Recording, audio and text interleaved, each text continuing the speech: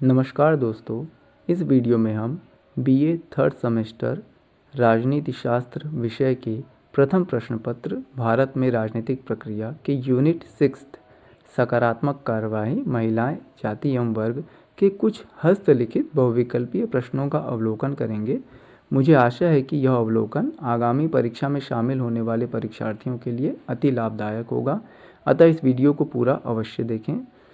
प्रश्न संख्या 1, महिलाओं के विरुद्ध घरेलू हिंसा से बचाव के लिए कौन सा उपाय किया गया? यह घरेलू हिंसा अधिनियम का निर्माण सन 2006 में किया गया। प्रश्न संख्या 2, राष्ट्रीय महिला आयोग का गठन कब किया गया था? राष्ट्रीय महिला आयोग का गठन 31 जनवरी 1992 में किया गया था। प्रश्न संख्या 3, राष्ट्रीय महिला आयोग का मुख्यालय कहाँ है?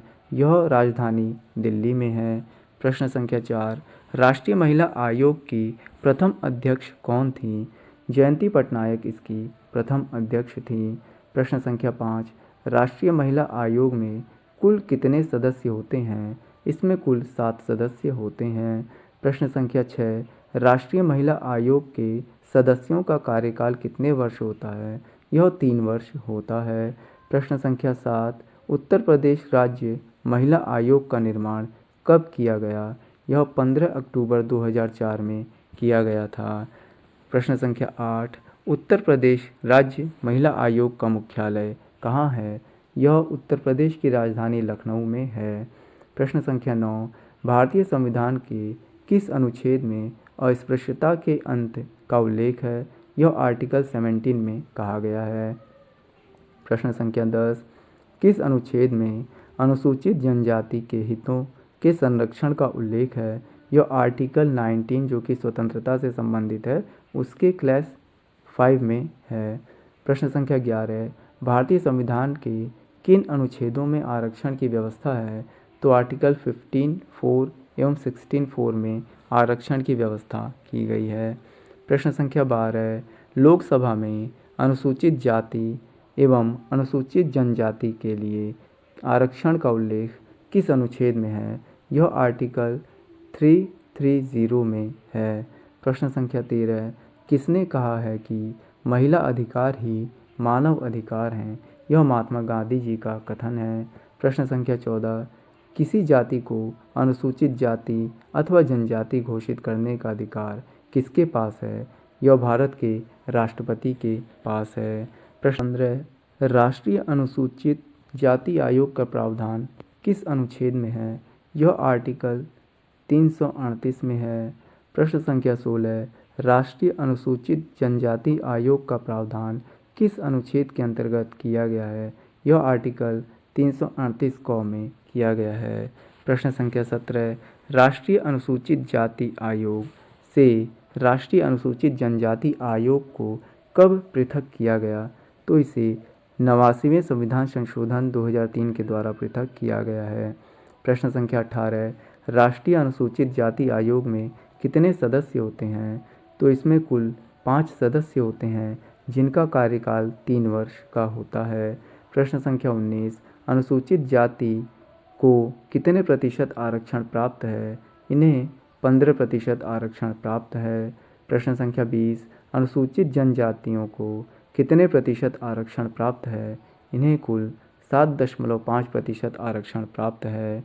प्रश्न संख्या 21, अन्य पिछड़े वर्गों को कितने प्रतिशत आरक्षण प्राप्त है? इन्हें 27% आरक्षण प्राप्त है। प्रश्न संख्या 22, आर्थिक रूप से पिछड़े वर्ग को कितने प्रतिशत आरक्षण प्राप्त है? तो इन्हें कुल 10% आरक्षण प्राप्त है। प्रश्न संख्या 23, राष्ट्रीय पिछड़ा वर्ग आयोग का उल्लेख किस अनुच्छेद में है? इसका उल्लेख आर्टिकल 338B में है। प्रश्न संख्या 24, काका कालेकर आयोग का संबंध किससे है? तो यह पिछड़े वर्ग से है और काका कालेकर आयोग ही प्रथम पिछड़े वर्ग आयोग के रूप में जाना जाता है। प्रश्न संख्या 25, प्रथम पिछड़ा वर्ग आयोग कौन सा है? यह काका कालेकर आयोग है। प्रश्न संख्या 26, द्वितीय पिछड़ा वर्ग आयोग को किस नाम से जाना जाता है? इसे हम मंडल आयोग के नाम से जानते हैं। प्रश्न संख्या 27, द्वितीय पिछड़ा वर्ग आयोग के अध्यक्ष कौन थे? तो इसके अध्यक्ष बिंदेश्वरी प्रसाद मंडल जी थे। प्रश्न संख्या 28, सरकारी नौकरी में 27% आरक्षण की व्यवस्था किस आयोग की सिफारिश पर की गई? यह मंडल आयोग की सिफारिश पर की गई।